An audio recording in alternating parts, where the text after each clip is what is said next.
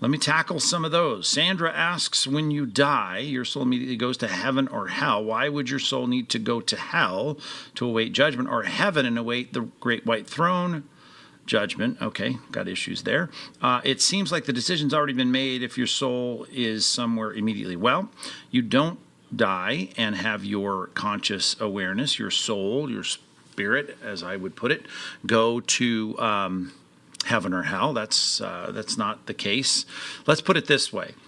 You, if you are a Christian, will go, according to 2 Corinthians chapter 5, to the right hand of Christ, who's at the right hand of the Father. You will be there in his presence, and you will you'll have time with Christ, because you'll be with Christ. To be absent from the body is to be present with the Lord.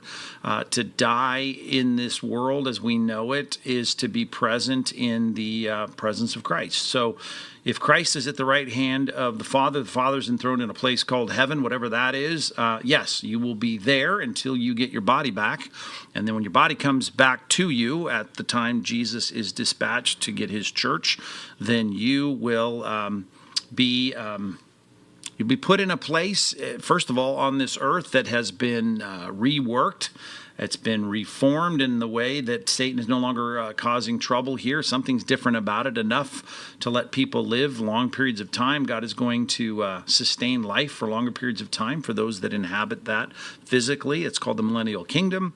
And after that, you'll have the eternal state. All of those realities will put you in a place of enjoying whatever rewards you will be granted at the Bema Seat judgment. Bema Seat is for Christians. The Great White Throne judgment is for non-Christians. So you are going to experience an existence in an eternal place that is not like the existence that you have in a disembodied state before God.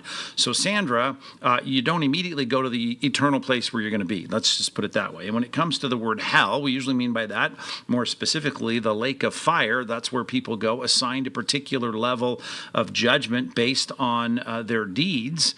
And you say, well, why would we have to wait for that? Well, wherever they're going now, it's not the lake of fire. Where they're going to some place that's not pleasant, as Jesus clearly taught, but it's not their end home. It's not the end game for them, nor is it for us. So let's say today my non-Christian neighbor dies and I die, we both die, and I'm going to go and be disembodied to a place that is going to be a place of comfort, and I will be judged at some point on the timeline, and then I will be getting my body back, and then I will be assigned a place in the millennial kingdom to rule and reign with Christ, and then I'll be assigned a place in the eternal state, the new heaven and the new earth, and I'm going to spend my time on the new earth because God's going to spend his time in the new heaven, and we will now experience the fullness of all the rewards, whatever those will be, that includes reputation and relationships and riches and real estate, all those kinds of things. You will experience those, and that'll be your permanent home. All right.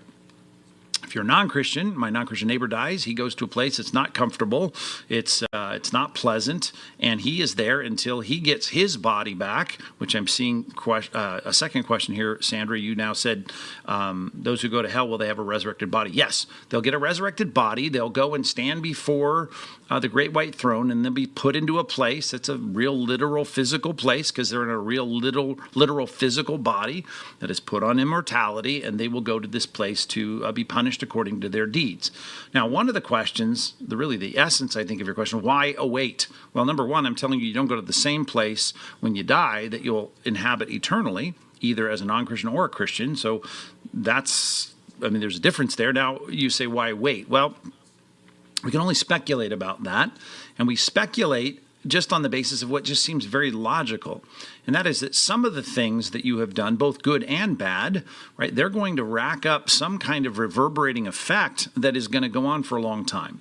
And others have rightly illustrated this by people that have started movements or cult groups or things that deceive people or things that hurt people or whatever it might be. That may reverberate for a long time. Let's say I'm the founder of Scientology, L. Ron Hubbard, right? I've started this thing, and there's a lot of stories about how he started this, and I've pulled people away from the truth of Christianity.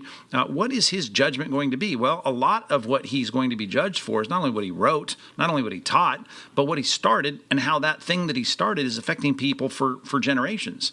Now, your pastor may write a pamphlet on prayer, let's say, and that may provoke a lot of people to do righteous things like give themselves to prayer.